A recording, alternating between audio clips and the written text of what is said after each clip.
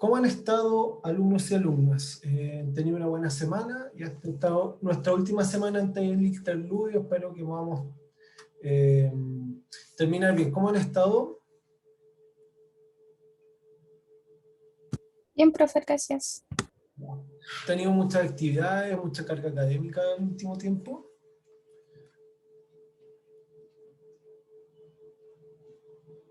¿Han Un poco, estado? profe, un poco.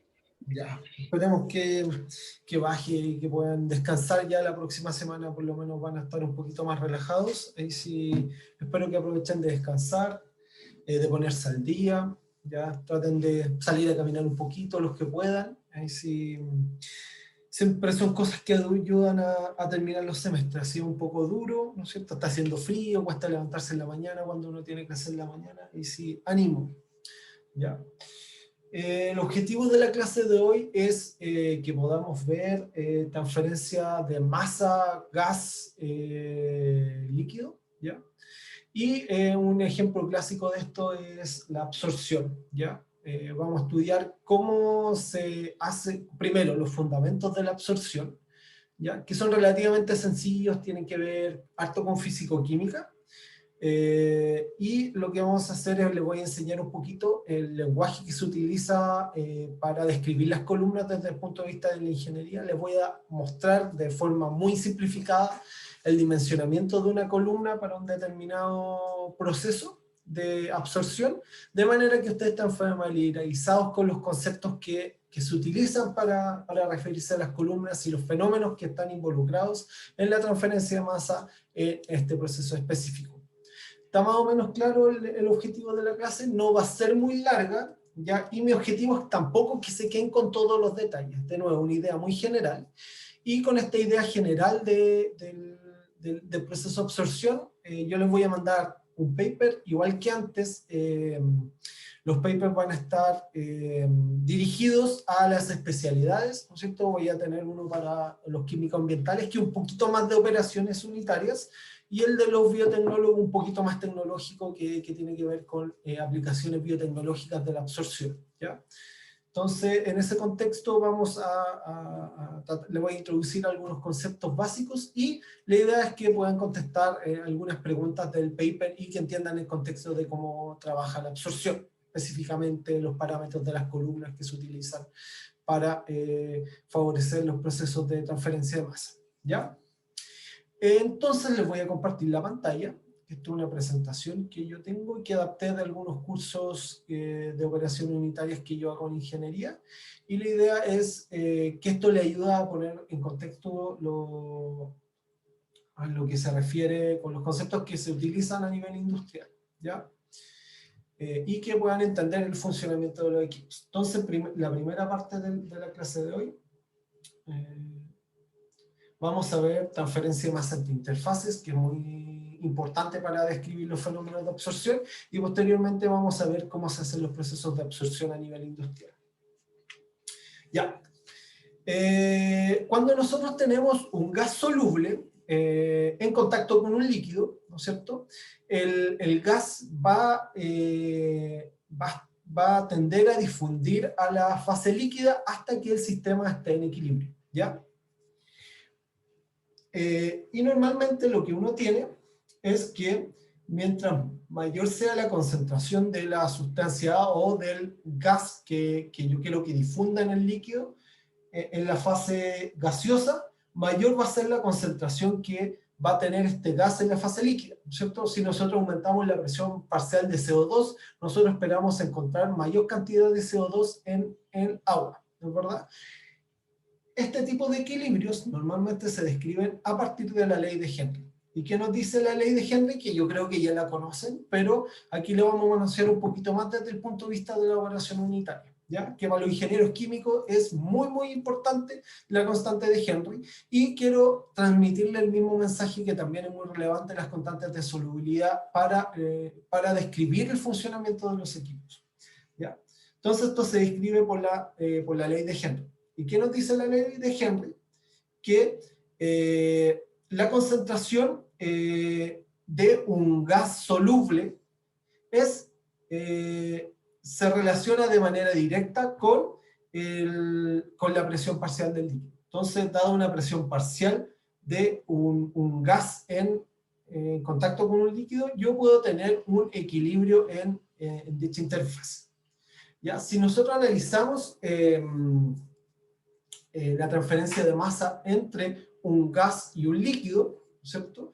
Y suponemos que el sistema no está en equilibrio, lo que vamos a observar es que muy alejado desde de la interfase gas-líquido, nosotros vamos a encontrar que la concentración del gas, del soluto que nosotros estamos estudiando en el gas, va a permanecer constante hasta que nos acerquemos suficientemente a la superficie gas-líquido. En ese caso vamos a observar que la concentración del soluto que yo estoy estudiando empieza a disminuir hasta llegar a la interfase. ¿Ya? Y al pasar de la interfase gas-líquido vamos a ver que la concentración relativa de ambas especies, si yo la comparo la concentración del gas y la concentración del líquido, va a haber una discontinuidad, ¿no es cierto? Y esa discontinuidad va a hacer que la concentración superficial de ese gas en la interfase sea máxima en la interfase y vaya disminuyendo hasta llegar a un punto donde la concentración del soluto que yo estoy estudiando va a ser constante en el seno del líquido. ¿Ya? Entonces fíjense que a esta zona donde se ven las diferencias de concentración se le llama capa límite de concentración, y desde el punto de vista de la ingeniería de procesos es muy importante porque me permite simplificar la descripción que yo puedo hacer de este fenómeno que es muy complejo. Lo puedo hacer en función de las concentraciones que yo encuentro en la fase gaseosa y en la fase líquida. La discontinuidad que yo encuentro entre la concentración de la fase gaseosa y la concentración de la fase líquida puede ser descrita a partir de la ecuación de Henry. En este caso, la concentración de la fase gaseosa, que está dada de manera indirecta por la presión parcial, se puede encontrar a partir de la constante de Henry, teniendo la presión parcial, y de esta manera, esta concentración de acá y esta concentración de acá se pueden encontrar con la ley de Henry, y por eso existe una discontinuidad. Nosotros podemos tener, por ejemplo, un gas que tiene una presión parcial de 0,1 atmósfera, suponiendo que estamos bajo una presión de una atmósfera, y vamos a observar que esa concentración puede equivaler, por ejemplo, a un 20% en moles, ¿no es cierto? Pero si analizo el porcentaje en moles de ese soluto en el líquido, voy a encontrar que esa concentración puede ser menor al 10% en moles, o puede ser mucho mayor dependiendo de la solubilidad. Mientras más grande es la solubilidad, podemos encontrar inclusive que el gas prefiere estar más en el líquido que en el gas, ¿no es cierto? Y en ese caso tenemos un gas altamente soluble en el líquido que yo quiero estudiar, y los fenómenos de transferencia de masas para transferir este soluto al líquido van a ser mucho más sencillos, y por lo tanto, como son mucho más sencillos, vamos a necesitar una torre de absorción, que es el equipo que se utiliza para hacer este proceso, mucho más pequeña. ¿Ya? Entonces, es muy relevante entender los equilibrios termodinámicos para saber cómo se desarrollan los perfiles de concentración, y estos perfiles de concentración determinan la velocidad con que suceden los fenómenos de transferencia de masa desde un gas hacia un líquido. ¿Alguna duda, consulta con lo que le acabo de explicar?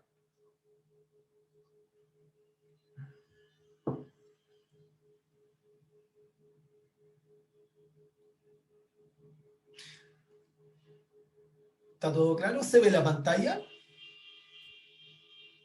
¿Profe? Ya, excelente.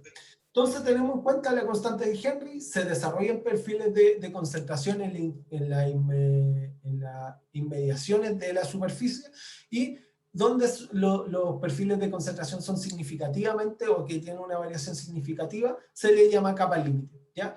Y eso me permite abstraer lo que es la superficie de lo que es el seno de los fluidos, y hacer una descripción mucho más sencilla. ¿Ya?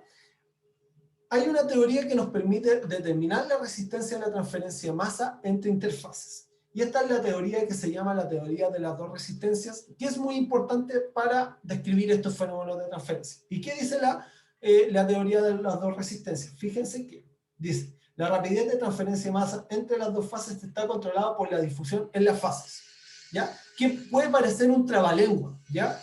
pero no lo es súper importante. O sea, la resistencia o la facilidad a la transferencia de masa se debe a los fenómenos de transferencia de masa que suceden en el lado gaseoso y en el lado líquido de nuestro sistema.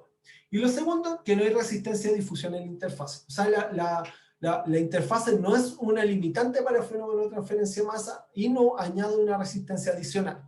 ¿Ya? Esto es válido para un 95 o 99% de los casos, excepto algunos casos específicos donde algunas partículas sólidas se depositan en las interfaces y en ese caso se ve que aumenta la resistencia a la transferencia de masa en ese caso específico. ¿Ya? Pero para la mayoría de los casos la resistencia a la superficie es despreciable en comparación con las resistencias que se desarrollan en la fase gaseosa y en la fase líquida de nuestro fenómeno de difusión. ¿Ya? Para intentar describir estos fenómenos de transferencia de masa, uno hace o le echa mano a lo que ya hemos hablado en el proceso secado, que son los flux, que es la cantidad de masa que pasa a través de la interfase por unidad de tiempo. Ese flux, que se define en función de NAZ, que se llama flux en coordenadas estacionarias, se puede encontrar su valor en función de la diferencia de concentración que se desarrolla en la capa límite. En este caso se dice que la velocidad de transferencia de masa depende de una constante K sub G y una diferencia de concentración entre, entre el seno de la fase gaseosa y la interfase gas-líquido, ¿no es cierto? Si yo conozco la concentración de la interfase y conozco la concentración del seno de la solución, yo puedo encontrar esta velocidad de transferencia de masa que se desarrolla en nuestro sistema. Si el sistema está en estado estacionario, esa misma transferencia de masa o esa velocidad de transferencia de masa tiene que ser igual en el otro lado de la interfase. Por lo tanto, lo que se dice también que la velocidad de transferencia de masa también se define por un coeficiente de transferencia de masa basado en la fase líquida que da cuenta de la diferencia de concentración que se desarrolla en la interfase y en la fase líquida. Ambos flux o velocidad de transferencia de masa que se estimaron tienen que ser exactamente iguales, ¿ya? Y estos de acá, si en vez de yo utilizar la diferencia de concentración entre el seno de la solución y la interfase, y yo defino un coeficiente de transferencia de masa por una diferencia de concentración global entre la presión del seno de la fase gaseosa y la concentración en el seno de la fase líquida, yo defino coeficientes globales de transferencia de masa, ¿ya? Y la gracia de estos coeficientes globales de transferencia de masa que dependen simplemente de la concentración que se desarrolla en los senos de las soluciones que yo estoy estudiando. En este caso, si yo conozco la concentración en el seno de la fase gaseosa y conozco la concentración en el seno de la fase líquida, yo puedo transformar esta concentración en el seno de la fase líquida a una concentración equivalente en la fase gaseosa utilizando la ley de Henry. Entonces, si yo transformo esta concentración de la fase líquida a una presión equivalente de la fase gaseosa, que vamos a llamar P a asterisco, yo puedo utilizar el coeficiente global de transferencia de masa basado en la fase gaseosa, y en ese caso yo describo la velocidad de transferencia de masa utilizando ese coeficiente. Y de forma equivalente se puede definir un coeficiente global de transferencia de masa utilizando como base la fase líquida, y en ese caso transformamos esta concentración de la fase gaseosa a una concentración equivalente de la fase líquida utilizando la ley de Henry. Entonces, asociamos a esta presión una concentración de la fase líquida determinada y de esa manera podemos determinar la diferencia de concentración. Chicos, ¿me dan un segundito? Tengo que contestar el teléfono, denme un segundo.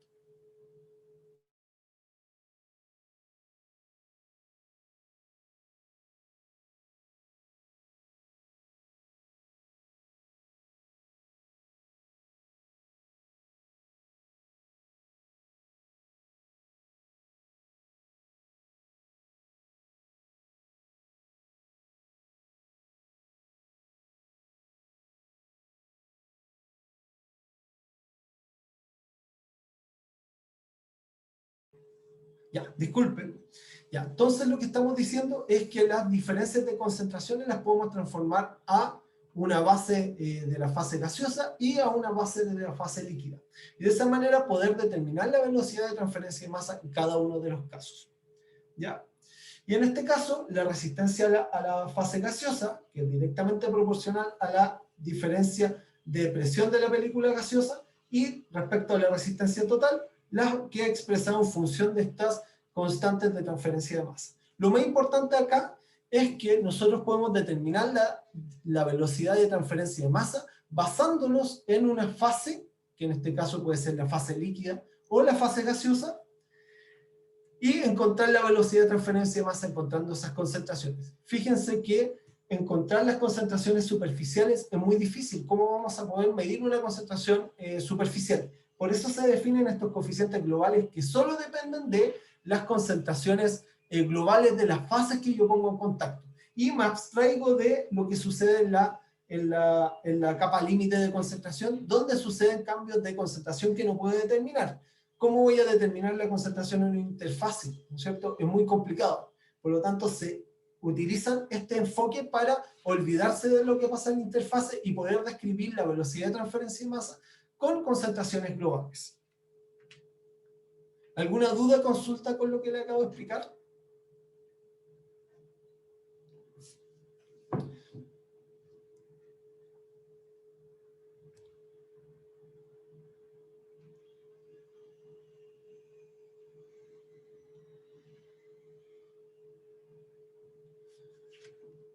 ¿Está todo claro?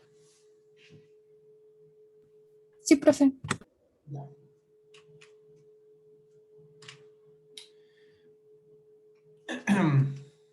Ya. Entonces, para poder determinar la importancia relativa que tiene la transferencia de masa en la fase gaseosa y en la fase líquida, ¿no es cierto? Nosotros lo que hacemos es un cociente entre las resistencias, ¿ya? Y las resistencias a la transferencia de calor de masa en la fase gaseosa dividido la resistencia total.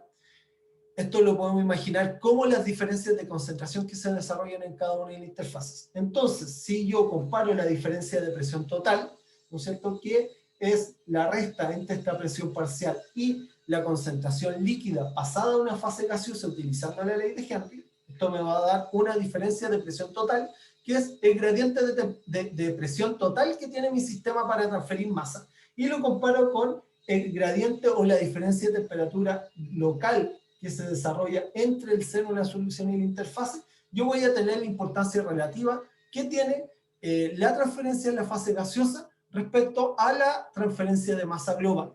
Y esto se hace en función de los coeficientes de transferencia de masa individuales definidos para la fase gaseosa, dividido por el coeficiente de transferencia de masa global definido para la fase gaseosa. Entonces todo lo pasamos a una fase gaseosa y utilizamos el coeficiente parcial de transferencia de masa que se define en función de la presión parcial y lo comparamos con la diferencia de presión que se ejerce en términos globales en nuestro sistema de difusión. Y este análisis lo podemos repetir para la película líquida, ¿no es cierto?, transformando todas las concentraciones a concentraciones en fase líquida, utilizando la ley de Henry y viendo la importancia relativa que tiene esta diferencia de concentración que se desarrolla en la fase líquida, comparándolo con la concentración global que se desarrolla entre las interfaces que estoy estudiando. ¿Ya? Entonces recuerden que suponiendo una relación de equilibrio lineal entre la presión y la concentración a través de la constante de Henry, ¿no es cierto?, nosotros podemos definir C asterisco, ¿no es cierto?, si tomamos la presión de la fase gaseosa y la transformamos a una base de la fase líquida, vamos a tener C asterisco, ¿no es cierto? ¿Y eso cómo lo podemos ver?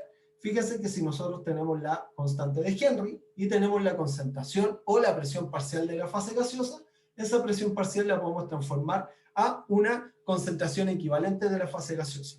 Y obviamente compararla con la concentración de la fase líquida que tiene nuestro soluto. Entonces vamos a observar que existe una diferencia de concentración basada en la fase líquida y podemos hacer algo equivalente para la concentración de la fase gaseosa. Y en este caso se definen los coeficientes globales de transferencia de masa para la fase líquida y el coeficiente global de transferencia de masa para la fase gaseosa, ¿no es cierto? Respectivamente, esta es la diferencia de concentración que se asocia con el coeficiente global de la fase gaseosa, y esta concentración de acá se asocia con el coeficiente global de la fase líquida. Y fíjense que acá tenemos las presiones parciales asociadas a la fase gaseosa, o sea, las diferencias parciales de la fase gaseosa, y si hacemos este cociente respecto a esta de acá, sabemos la importancia relativa que tiene la difusión de la fase gaseosa respecto a la difusión total. Y esto se puede repetir, este mismo análisis para la fase líquida.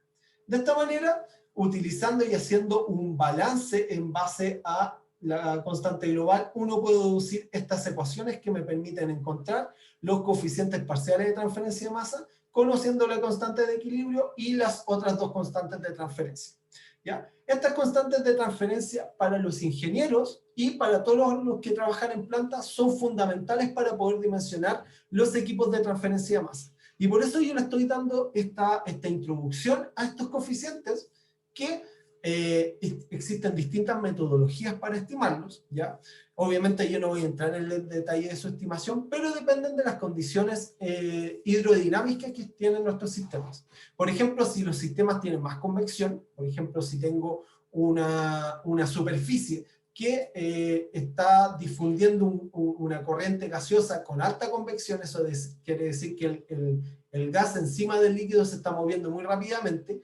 En esas condiciones la transferencia de masa va a ser mucho más rápida, porque en el fondo estoy achicando el espesor de la capa límite, y las diferencias de concentración que se van a desarrollar en ese caso van a ser mucho mayores, y eso acelera el proceso de transferencia de masa, ¿no es cierto? Entonces, en ese caso, los fenómenos de transferencia de masa van a ser más eficientes mientras mayores son las condiciones de convección, y además estos coeficientes dependen de la naturaleza que tienen los sistemas y se determinan experimentalmente a través de correlaciones que dependen de algunos parámetros hidrodinámicos del sistema. En base a esto, uno puede deducir cuáles de los fenómenos de difusión limitan los procesos de transferencia de masa en nuestro sistema, ¿no es cierto? La difusión puede estar controlada por la fase líquida o por la fase gaseosa, dependiendo del coeficiente de transferencia de masa y la constante de Henry, ¿no es cierto? Si nosotros volvemos acá, ¿no es cierto?, nosotros podemos deducir que el coeficiente global de transferencia de masa basado en la fase líquida va a ser muy pequeño, ¿no es cierto? Si, si por ejemplo la constante de solubilidad es muy grande, esto quiere decir que este término de acá, ¿no es cierto?, que el que estoy indicando, se va a hacer despreciable. O si la constante de transferencia de masa es muy grande, este término se va a hacer muy pequeño, y lo que nos va a deducir esta ecuación es que el coeficiente de transferencia de masa basado en la fase líquida va a ser muy similar a la constante de transferencia asociada a la fase líquida. Por lo tanto, la difusión en la fase gaseosa va a ser despreciable, y todos los fenómenos de transferencia de masa van a suceder principalmente en la fase líquida, ¿cierto? Por eso es tan importante estudiarlo, porque si yo quiero optimizar el proceso de transferencia de masa, y estoy enfocando mis esfuerzos en la fase gaseosa, yo no voy a sacar nada, porque la velocidad de transferencia de masa no está enfocada no está limitada por la fase gaseosa, sino está limitada por la fase líquida. Y muchos de los esfuerzos que yo tengo que hacer es acelerar los procesos de transferencia de masa en la fase líquida. Ya, algunos de los ejemplos que le dejé a los biotecnólogos en esa línea es que, por ejemplo, se pueden ocupar enzimas para acelerar el proceso de absorción del CO2 en agua, ¿no es cierto? Y los procesos enzimáticos aceleran la transferencia de masa y hacen que este coeficiente de transferencia de masa se achique. Entonces, limitan un poco la etapa limitante del proceso de difusión. De manera equivalente, también se puede trabajar, dadas estas limitaciones, optimizando el área de transferencia para que los fenómenos de transferencia sean más eficientes, aunque estén limitados por alguna de las fases. ¿Alguna duda, consulta con lo que le acabo de explicar?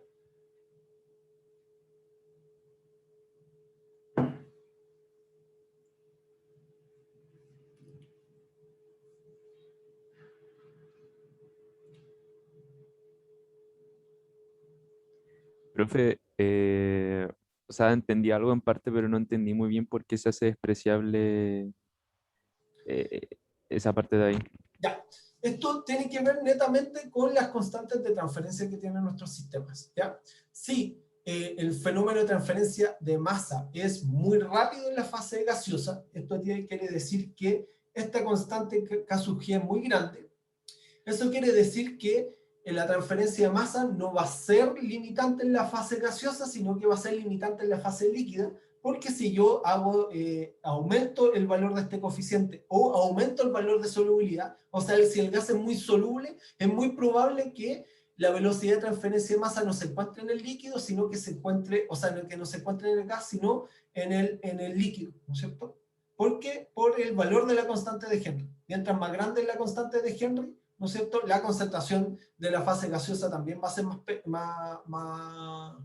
¿cierto? Muy grande, la concentración en la fase gaseosa va a ser más pequeña. Entonces va a estar limitado solo por la fase líquida del fenómeno de difusión o de transferencia de masa. Entonces es muy importante tener en cuenta estas constantes para saber dónde poner el ojo en los fenómenos de transferencia de masa. ¿Se entiende un poquito más o me extiendo un poco más en la explicación?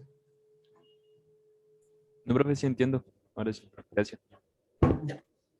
Entonces, muy importante tener en cuenta la solubilidad del gas y por otro lado tener en cuenta los fenómenos de transferencia de masa que son limitantes, ¿ya?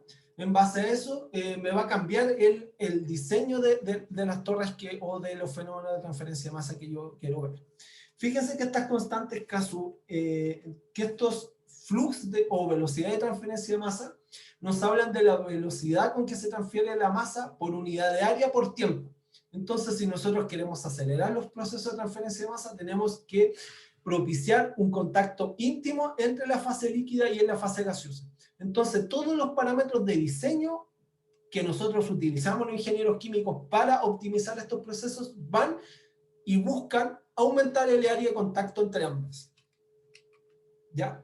Para eso se utilizan normalmente torres de relleno, que pueden ser rellenos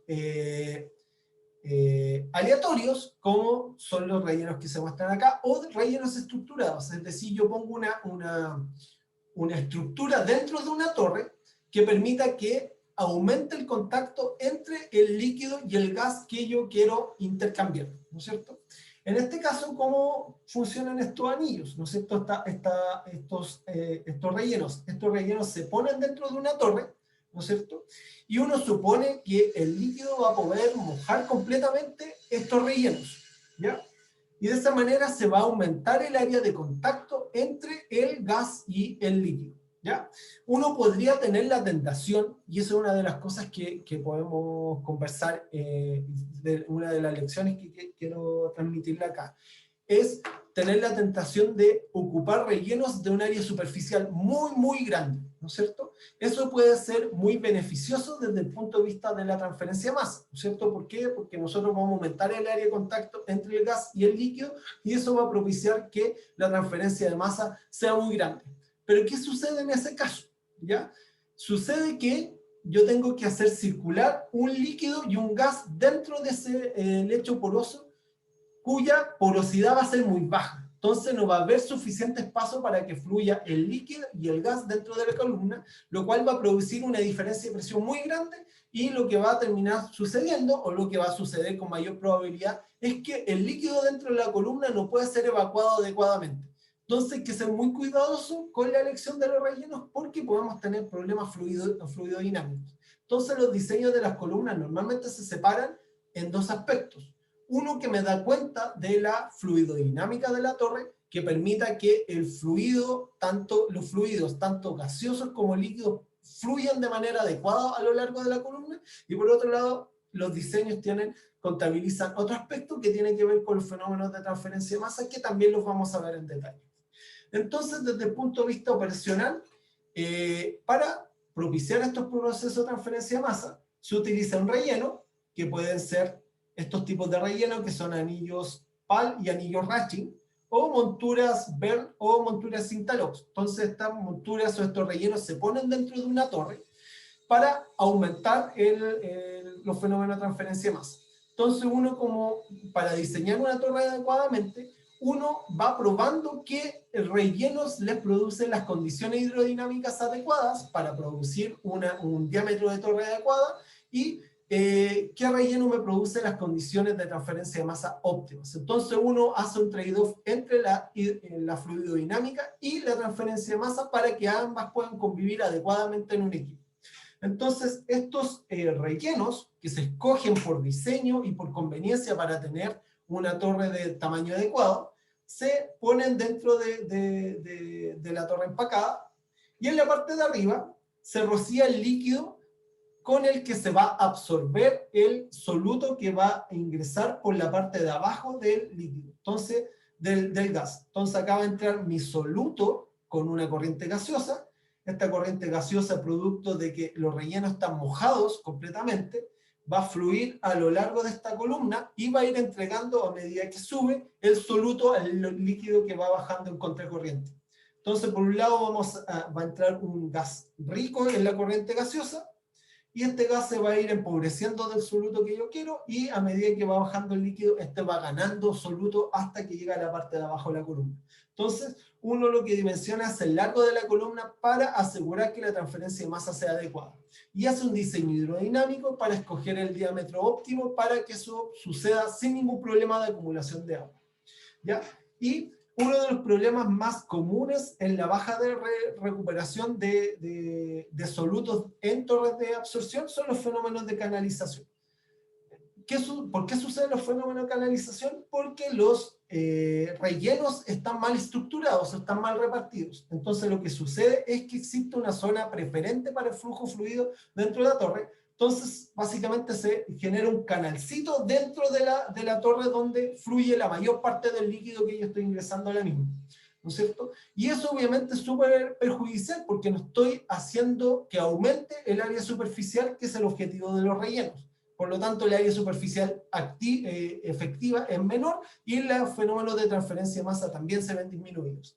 Este fenómeno normalmente se produce porque están mal estructurados los empaques, no están suficientemente aleatorizados o el diámetro de la torre no es suficientemente grande. Normalmente se recomienda tener un diámetro de torre de al menos unas 6 veces el tamaño de los rellenos para que los fenómenos de canalización no sean tan importantes. Si es menor, lo que va a empezar a suceder es que el líquido empieza a fluir por las paredes de la torre y obviamente el contacto íntimo entre el líquido y el gas que necesito que intercambien no va a ser efectivo.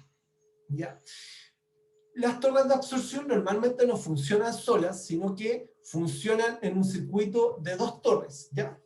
Primero, normalmente se reutiliza el líquido que se utiliza para absorber el soluto, ¿ya? Entonces yo voy a tener una entrada de líquido que viene de otra torre que permite disolver el soluto que yo anteriormente absorbí. Entonces yo voy a llegar, voy a absorber el líquido en la columna desde una corriente gaseosa. Posteriormente voy a tener una salida de líquido y voy a tener una columna de desorción, es decir, que tengo otras condiciones de operación para que el líquido libere el gas que absorbió en la primera pasada para ir recuperando estos líquidos que se utilizan en las torres de absorción, ¿ya? Y esto de acá es súper importante porque muchos de los líquidos que se utilizan como absorbedores son muy caros, entonces normalmente se reutilizan y están en circuitos cerrados, ¿no es cierto? Y lo único que hago es ingresar con la corriente gaseosa y sacarla libre del soluto que yo quiero estudiar. ¿Alguna duda, consulta con lo que le acabo de explicar?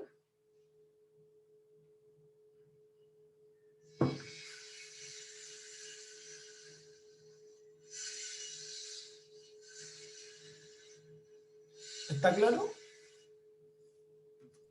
Sí, profe. Ya. Ya. Uno de los temas fluidodinámicos que ustedes tienen que ponerle mucho ojo cuando están operando una torre tiene que ver con la carga y la inundación de la misma. Analicemos una torre seca, ¿no es cierto?, que no tiene líquido. Lo que vamos a observar es que para una cierta velocidad de aire, ¿no es cierto?, esto tiene que ver con la caudal de aire que está pasando a lo largo de la columna, lo que vamos a observar es que a medida que aumenta el caudal de aire, aumenta la diferencia de presión que se ejerce sobre la columna de manera más o menos lineal, ¿no es cierto? Tal como se muestra en esta figura de acá. ¿Ya? ¿Qué pasa cuando nosotros ponemos líquido en la torre? Por ejemplo, este caudal que se muestra acá. Lo que observamos primero es que para un mismo caudal de aire se tiene que la diferencia de presión aumenta debido a que el gas tiene menos espacio para fluir porque parte de ese espacio está ocupado por el líquido. Lo otro que observamos, que al ir aumentando el flujo de gas, observamos que la diferencia de presión empieza a aumentar exponencialmente. Y eso se debe a que el gas empieza a producir arrastre del líquido que va bajando por la columna y este arrastre produce acumulación del líquido dentro de la misma. Y lo que termina pasando es que no se puede evacuar todo el líquido que se está alimentando, empieza a haber acumulación y en vez de evacuar el líquido por la parte inferior, lo vamos a empezar a arrastrar por la corriente gaseosa. Y obviamente yo no quiero arrastrar el líquido en mi torre de absorción, sino que quiero que el líquido arrastre solo el soluto y que pase por la parte de abajo de la columna. A este punto, donde empieza a aumentar de manera exponencial la diferencia de presión dentro de la columna, se le llama punto de carga, y arriba de este punto de carga, que es donde empieza a aumentar exponencialmente la presión, se le llama que la columna está inundada. No sé, y es muy evidente cuando sucede eso, porque el líquido se empieza a acumular y no empieza a salir, y uno ve que parte de la torre está completamente inundada de líquido, y empieza a salir muy poco por la parte inferior, y empieza a aumentar esta columna inundada, y se ve que la torre está completamente llena de líquido, y que no evacúa la cantidad que está alimentando. Entonces, a medida que nosotros vamos aumentando el caudal de líquido, las condiciones de inundación o el punto de carga va disminuyendo a caudales de gas mucho menores, porque el gas va a tener mucho menos espacio para fluir a lo largo de la columna, y obviamente estas condiciones tenemos que ser muy cuidadosos. ¿Por qué tenemos que ser muy cuidadosos? De nuevo, porque no queremos que salga el líquido, y segundo, porque podemos tener la tentación de aumentar la productividad de un proceso productivo, aumentando el caudal de líquido y aumentando el caudal de gas, y lo único que voy a producir es que la torre empiece a funcionar mal, me empieza a bajar la eficiencia de los procesos de absorción, y al fin y al cabo voy a terminar echándolo a perder en vez de arreglar el proceso productivo. Entonces, obviamente, tenemos que trabajar abajo de las condiciones de inundación para asegurar que la transferencia de masa sea óptima. Entonces, este grafiquito de acá nos da luces del comportamiento hidrodinámico de las columnas. ¿Está claro?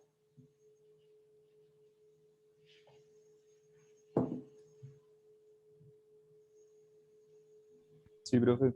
Ya.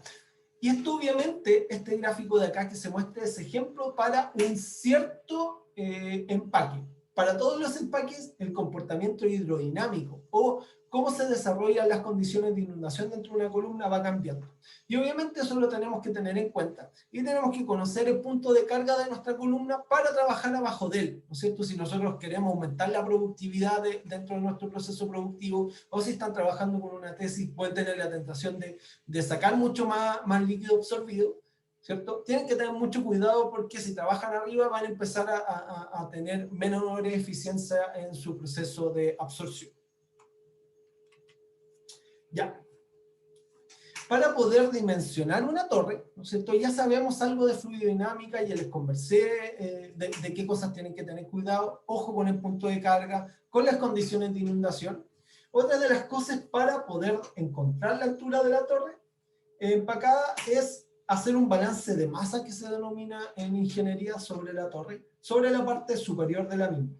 Entonces acá, ¿qué vamos a tener? Un caudal de gas que ingresa por la parte inferior con una concentración IB, ¿no es cierto? Este gas va a ir subiendo, ¿no es cierto? Va a ir subiendo por la torre, entregando el soluto, y lo va a abandonar con un caudal BA, que puede ser distinto al IA, porque parte del caudal tenía el soluto, y puede bajar el caudal de gas producto de que se está entregando el soluto. Entonces voy a tener un caudal y una velocidad distinta, un caudal y una concentración distinta, que tiene que ser más baja, ¿no es cierto? Y vamos a tener un líquido y una concentración de soluto en la entrada, y vamos a tener un líquido y un soluto en la parte inferior, ¿no es cierto?, donde se absorbió el sistema.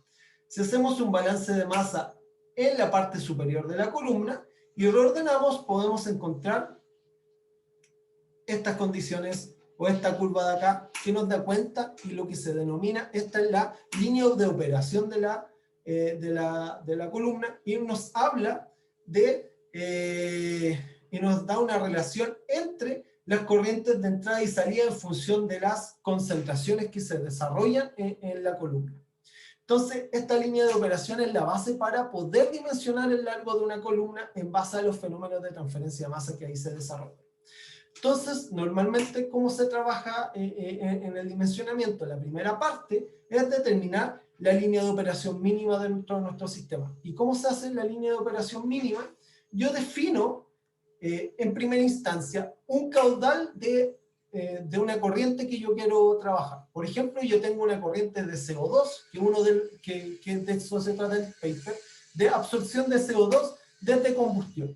De hecho, enfoqué los seminarios de ambas carreras en esa aplicación en específico porque me parece muy interesante. Y yo creo que vamos para allá. ¿Sí? En el sentido de que probablemente nos vamos a tener que hacer cargo de este tipo de problemas. Y como yo sé que son de carreras científicas, donde probablemente pueden hacer muchos aportes en la solución de este problema, enfoqué el seminario específicamente en la aplicación de la absorción de CO2 para capturarlo desde procesos de combustión. Entonces, el problema que ustedes van a tener es una planta de cogeneración, una planta de gas, una planta de carbón, que va a tener una salida, ¿no es cierto?, con aire más una cierta cantidad de CO2, ¿no es cierto? Entonces, lo primero que tienen que hacer ustedes es saber cuánto CO2 quieren sacar de esa corriente gaseosa. Entonces, en base a lo mínimo que pueden hacer, ustedes suponen que las corrientes salen en equilibrio, es decir, ustedes van a entrar con una corriente gaseosa que va a provenir del proceso de combustión, ¿no es cierto? Y ustedes necesitan saber qué cantidad de líquido van a agregar, ¿ya? ¿Y cómo saben qué cantidad de líquido van a agregar? Ustedes suponen que el líquido que baja por la columna sale saturado con la corriente de entrada. En esas condiciones, uno determina la línea de operación mínima, ¿no es cierto? Y esa línea de operación mínima nos permite conocer los caudales mínimos que yo tengo que alimentar al sistema para que al menos salga saturado el líquido que yo estoy alimentando en la parte inferior de la columna, ¿no es cierto? De esta manera, uno supone que estas concentraciones de acá, esta concentración de acá, sale en equilibrio con esta concentración de acá, utilizando la solubilidad que puede estar descrita por la ley de Henry, y en base a esta concentración de acá y este caudal de acá, uno puede determinar la cantidad de líquido que yo debo alimentar a la columna. Entonces, ¿cómo dimensiono la columna? Yo trabajo varias veces encima de ese caudal mínimo, de manera de asegurar que el caudal sea capaz de transferir la cantidad de masa necesaria. Entonces yo puedo trabajar normalmente 2 o 3 veces encima del caudal mínimo, de manera que en la parte inferior de la columna siga existiendo una diferencia de concentración para que el fenómeno de transferencia de masa vaya desde la corriente gaseosa a la corriente líquida. De esa manera yo me baso en eso para hacer el dimensionamiento de la torre y poder conocer, una vez determinado el caudal mínimo, yo trabajo 2 o 3 veces sobre ese caudal mínimo y obviamente eso me va a determinar el caudal de líquido que yo debo alimentar para cumplir y satisfacer esas condiciones y la concentración que yo requiero para la concentración que debiera tener la corriente de salida para esas condiciones de funcionamiento. ¿Quedó claro?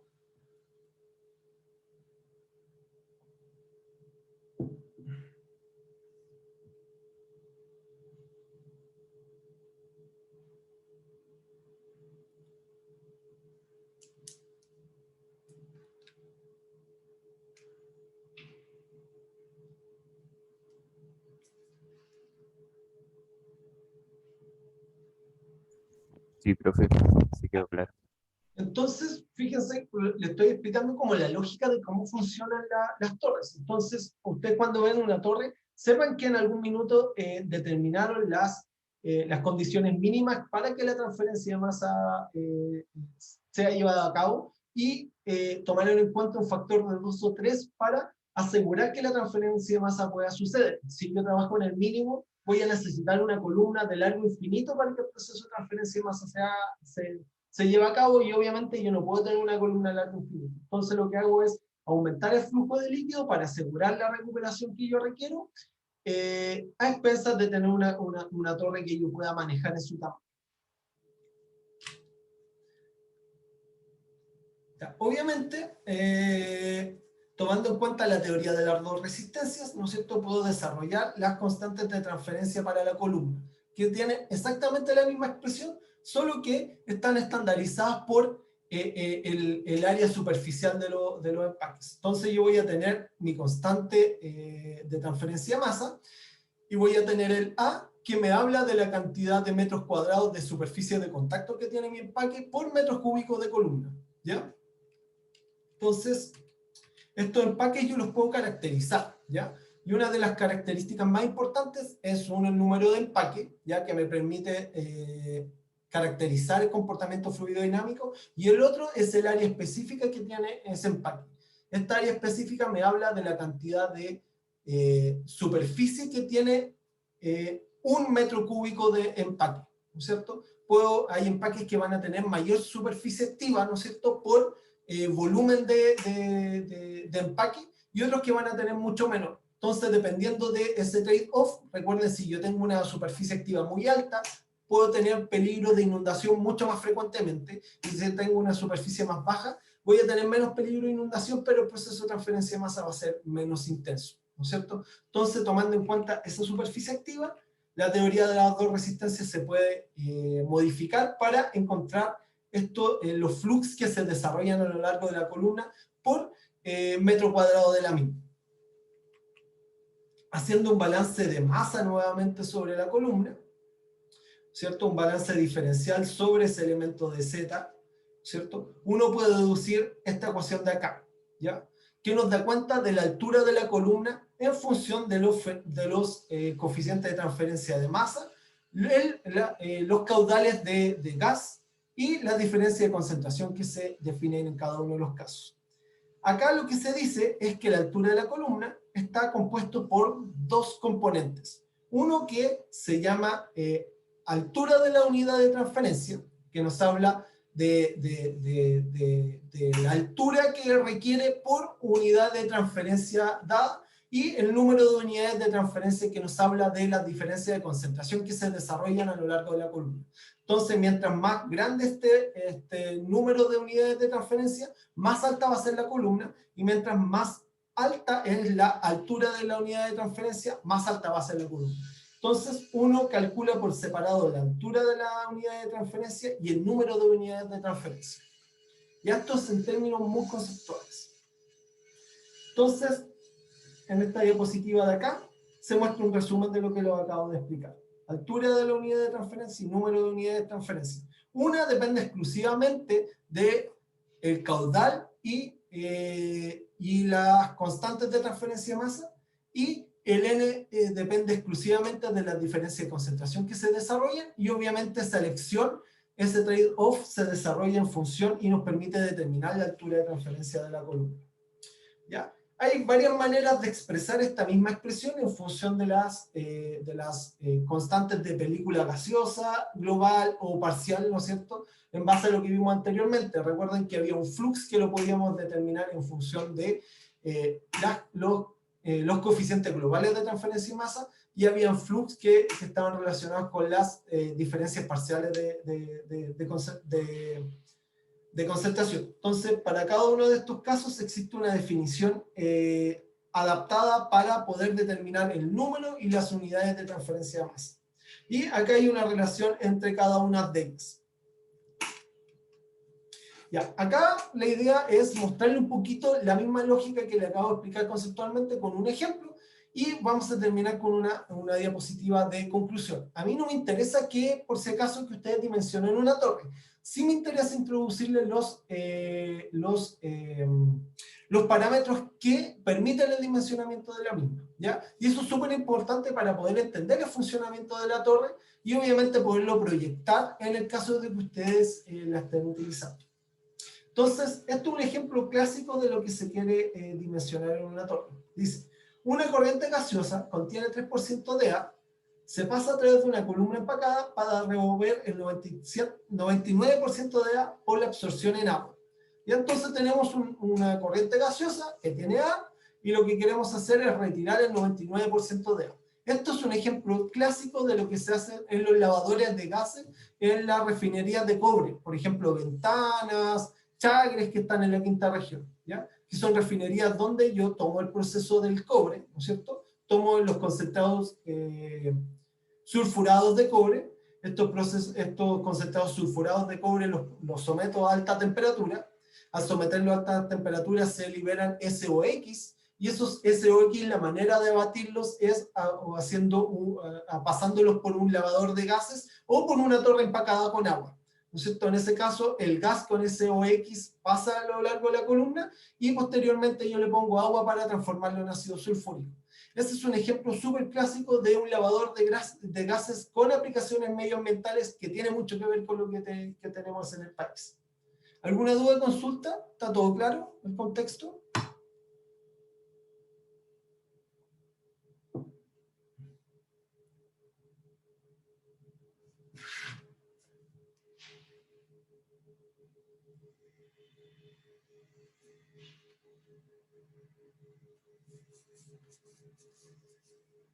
Ya, y aquí nos dicen algunos datos del absorbedor. El absorbedor operará a 25 Sí, grados profe. Celsius. ¿Sí? Cuéntame nomás.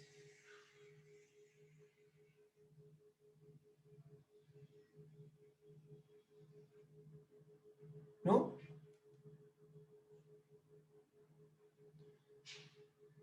Ya, entonces aquí, ¿qué nos dice? El absorbedor operará a 25 grados Celsius y una atmósfera, y las velocidades de gas y líquido son 20 y 100 mol partido por hora por pie cuadrado, respectivamente. Los coeficientes y equilibrio de masa se muestran a continuación. Entonces aquí fíjense que nos están dando la constante de Henry, o la ley de Henry, expresada en fracción molar, ¿no es cierto? Y nos están dando las constantes de transferencia de masa asociados a la fase líquida y a la fase gaseosa parcial. ¿Ya? Y todo esto está obviamente informado en concentraciones en fracción molar. Y nos dicen, y nos preguntan, encuentre NOI, HOI y ZT, asumiendo que se trata de una producción isotérmica y despreciando los cambios de velocidad y flujo de gas y líquido. ¿Qué porcentaje de resistencia está en la fase gaseosa? Entonces aquí lo que vamos a tener que hacer es encontrar esta altura tomando en cuenta los caudales que nos informan acá. Y nos piden estimar, calcular ZT utilizando otros valores de unidades de transferencia basados en otras referencias. Lo más importante acá es, nos piden encontrar NOI, HOI y ZT, asumiendo que se trata de una operación isotérmica ya. Entonces, ¿qué es lo que vamos a tomar? Lo primero que se hace para el dimensionamiento de la torre es hacer un balance de masa, ¿no es cierto? Tenemos nuestro GI, que son 100 moles partido por pie cuadrado por hora, y GX, que son 20 mol pie cuadrado por hora, que va a ser el flujo de líquido partido por la superficie. Entonces, ¿qué suponemos? Que el líquido entra libre de absorbante, ¿no es cierto? Y B, que es 0,03, que es la alimentación del gas que yo estoy alimentando mi torre. Por otro lado, vamos a tener, y lo que vamos a suponer es que se eliminó un 99% de la corriente de salida, ¿no es cierto? Esto quiere decir que la concentración de la corriente de salida es un 1% de lo que era originalmente. Entonces lo multiplicamos por el 1% respectivo y esto nos debería dar la concentración de la corriente gaseosa en la salida. De esta manera, nosotros ¿qué podemos decir? Que la diferencia de concentración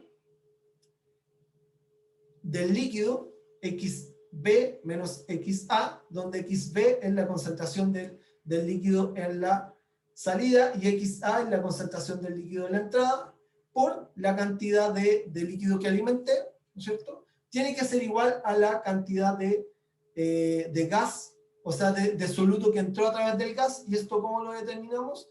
Por la diferencia de concentración entre la entrada del gas y su salida, y multiplicándolo por el caudal respectivo. Al despejar esta ecuación de acá, nos podemos encontrar la concentración de salida de nuestro gas, que debiera ser 0,00594. Fíjense que haciendo un balance de masa podemos conocer la concentración de una de las corrientes conociendo la concentración del resto de las mismas. ¿Alguna duda, consulta?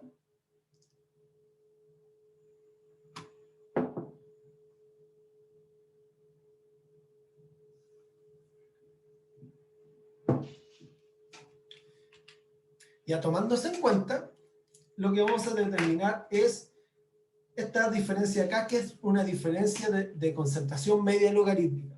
Esa concentración, esa concentración media logarítmica, y acá me voy a devolver un poquito, tiene que ver con la diferencia de concentración que se desarrolla a lo largo de la columna, que se puede describir a través, mucho mejor a través de una diferencia de concentración media logarítmica. Porque si llegamos y estimamos, vemos que la diferencia que da cuenta de la diferencia, o el gradiente de concentración, se describe mucho mejor a través de una diferencia de concentración media logarítmica.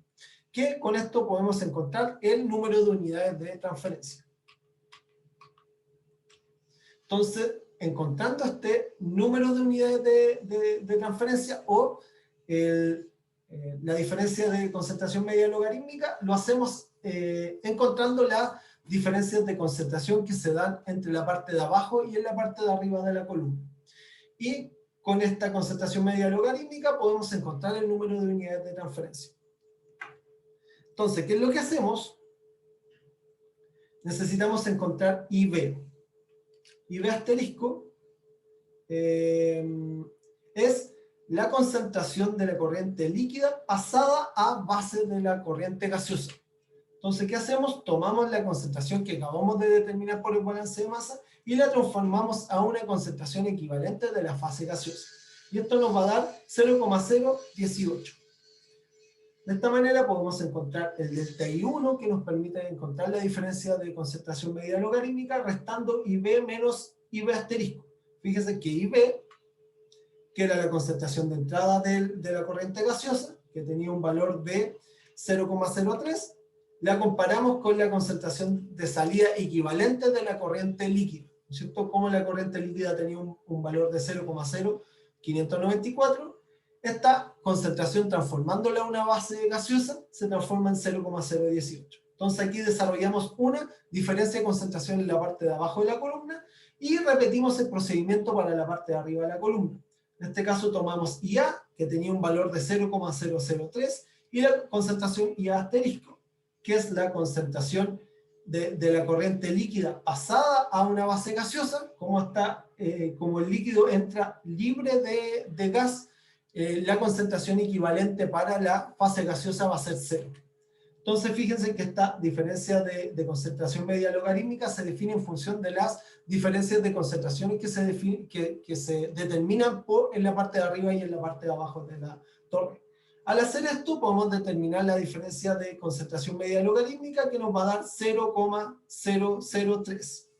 Y con esta concentración de 0,03 determinamos el número de unidades de transferencia, que en este caso nos va a dar 9,61.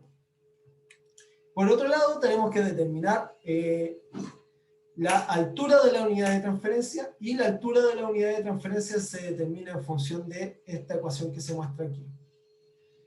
¿Cierto? Para eso vamos a tener que encontrar el coeficiente global de transferencia de masa basado en la fase gaseosa. Entonces eso lo hacemos utilizando los coeficientes globales parciales para cada una de las fases, ¿cierto? Como están informados en nuestro problema, y muchas veces uno puede encontrar esos coeficientes en la literatura o a través de correlaciones o de papers, uno puede encontrar este coeficiente de acá. Entonces, tomando en cuenta que conocemos X y A, o sea, K, X, A y M, de esta manera podemos encontrar el coeficiente global de la fase gaseosa basado en estos coeficientes parciales. De esta manera, el número de unidades, la altura de la unidad de transferencia nos va a dar 2,37 pies. Como nosotros sabemos que la altura de la torre está compuesta por el número de unidades de transferencia y la altura de la unidad de transferencia, por su multiplicación, la altura de la torre nos da 22,7 pies. Entonces fíjense que las diferencias de concentración que se desarrollan en la columna influyen sobre la altura de la misma. Y por otro lado, los fenómenos de transferencia de masa y los caudales también influyen en la altura de la columna. Entonces, mientras más caudales tengamos, vamos a tender a tener torres mucho más grandes. Y obviamente, tomando en cuenta la resistencia total y la resistencia parcial, podemos encontrar la resistencia relativa que tiene a la transferencia de masa la fase gaseosa respecto a la resistencia total, que en este caso es del 56%. ¿Ya? El dimensionamiento de la otra pregunta no se los voy a explicar porque creo que no aporta tanto, pero sí me interesa mucho algunas lecciones de lo que acabamos de ver. ¿Ya? Las conclusiones de las torres de absorción son las siguientes.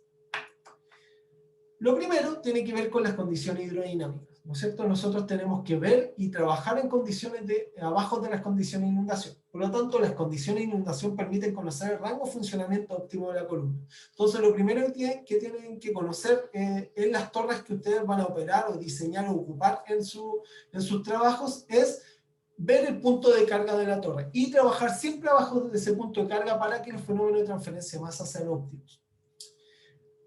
Otro dato, el diámetro de la torre se dimensiona tomando en cuenta condiciones de inundación o aumento de presión de la torre. Entonces, siempre para dimensionar el diámetro de las torres, siempre se tienen en cuenta las condiciones de inundación. Entonces, si se le están inundando las torres, probablemente estoy utilizando una que no está diseñada para las condiciones de funcionamiento. Y una de las opciones que tienen es cambiar los empaques, ¿ya? Eso es una muy buena alternativa para rescatar un diseño. Los empaques son mucho más económicos dependiendo de los empaques que utilicen. Hay empaques de plástico, de cerámica, de vidrio, ¿no es cierto? Y obviamente dependiendo del empaque que tienen y de los problemas operacionales que tengan, pueden elegir un nuevo empaque para que los fenómenos de transferencia de masa sean más eficientes en esa columna.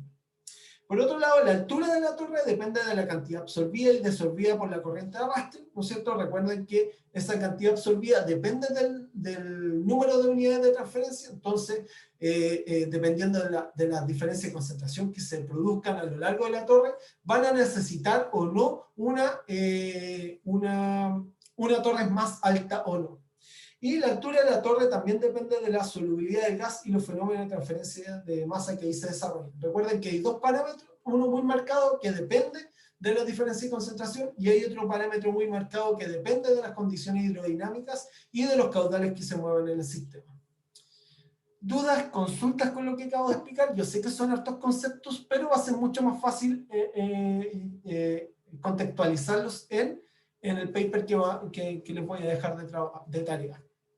¿Alguna duda, consulta? ¿Les gustaría que repasara otro concepto? ¿O quedó todo más o menos claro? Yo por lo menos no, profe, pero estuvo denso, la verdad. Estuvo...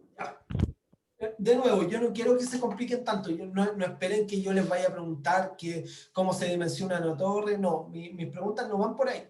Recuerden que muchas de las clases tengo que pasarles el lenguaje que se utiliza normalmente en los procesos productivos y obviamente es muy importante ponerlo en contexto, ¿no es cierto? Que tienen dos partes, conceptualmente se tienen que quedar con que depende de la diferencia de concentración, que hay concentraciones mínimas permisibles para que la torre pueda absorber los solutos que yo necesito. Entonces, obviamente, si ustedes tienen dudas de algún concepto, obviamente me pueden preguntar. Hay hartos conceptos acá metidos, pero lo más importante, de nuevo, es los fenómenos de transferencia de masa que se optimizan con las columnas, ¿no es cierto?, por el área de contacto. Tienen que tener en cuenta la hidrodinámica de las columnas, ¿no es cierto?, los puntos de carga e inundación, de trabajar en los flujos diseñados para las columnas. Si ustedes trabajan con caudales mucho menores, puede ser que no estén trabajando con los caudales mínimos.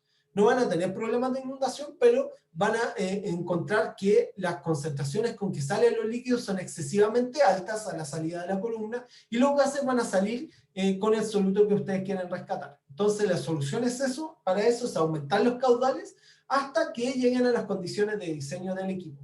Por eso es tan importante tener en cuenta estos parámetros de diseño pensando en las condiciones de operación futuras.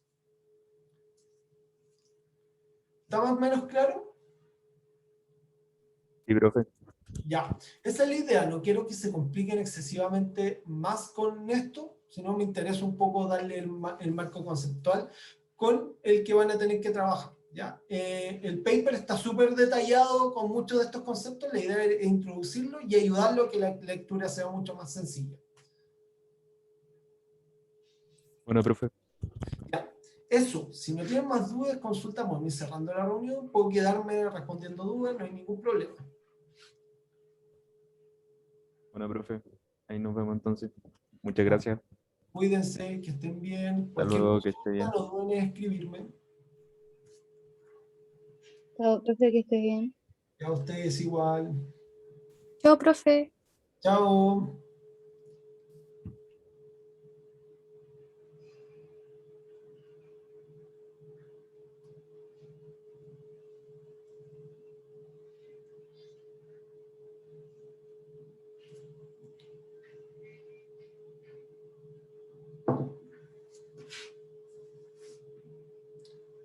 Chao, voy a cerrar la reunión.